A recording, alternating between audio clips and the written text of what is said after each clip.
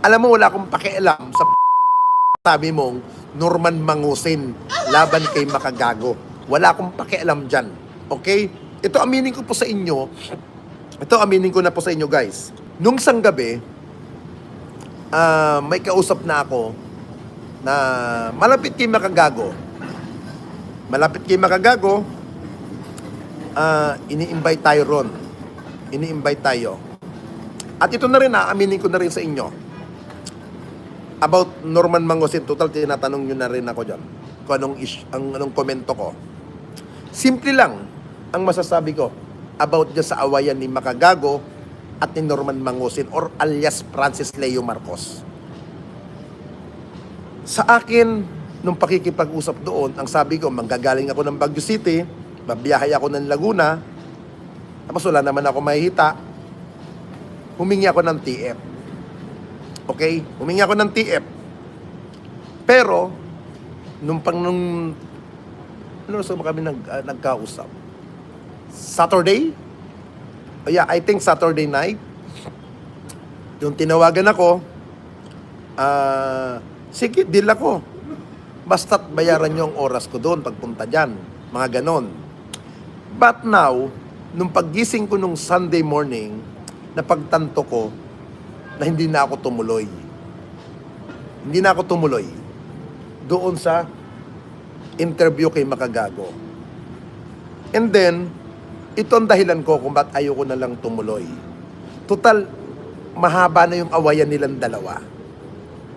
Di ba? Mahaba na ang awayan nila, mahaba na yung issue nila, nakapagsalita na yung mga ibang vlogger, nila Erwin, or Romy Diaz, nagsalita na rin si Mac Pablo, na kaibigan ko, lahat naman yan kaibigan ko.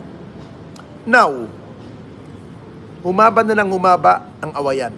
Ako naman, sinasabi ko, how many times sa vlog ko, hindi ako nagmumonetize. Hindi ko hinahabol ang viewer sa aking live. Mag-unfollow kayo, mag-unsubscribe kayo, wala akong pakialam. But this time, si FLM, ito po ikikwento ko na rin din sa inyo. Naging magkakilala kami, personal, ni Francis Leo Marcos. Personal. But, yung ikwento ko doon, kung ano man ang kwento ko, doon sa tao ni Makagago, ikikwento ko rin sa inyo. Una nga, nakilala ko si Francis Leo Marcos, I think 2017, yung isang retired na general na PNP, retired general, na kaibigan ko na pumanaw na si retired General Francisco Balagtas. Na kung saan, retirement ceremony na ginanap sa Camp Crame, sa Aguirre Hall, nandoon siya, nilapitan ako ni Francis Leo Marcos. Ito po, totoo po ito sabihin ko, walang dagdag, walang halo. Nilapitan ako ni Francis Leo Marcos doon, nagpakilala siya na siya si Francis Leo Marcos, and then follower ko daw siya. Nakipagkamay, nakipagkaibigan, normal, nakipagpalitan siya ng number sa akin.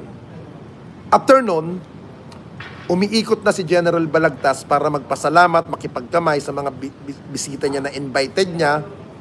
Nung time na yon, biglang lumapit uli si FLM. Ang sabi niya, pare, si Ninyo, kaibigan ko na to ngayon. Magkakilala pala kayo ni Ninyo. Sabing gano'n ni FLM. Now, kinausap ako ni General Balagtas nung pagkatapos na nandoon siya.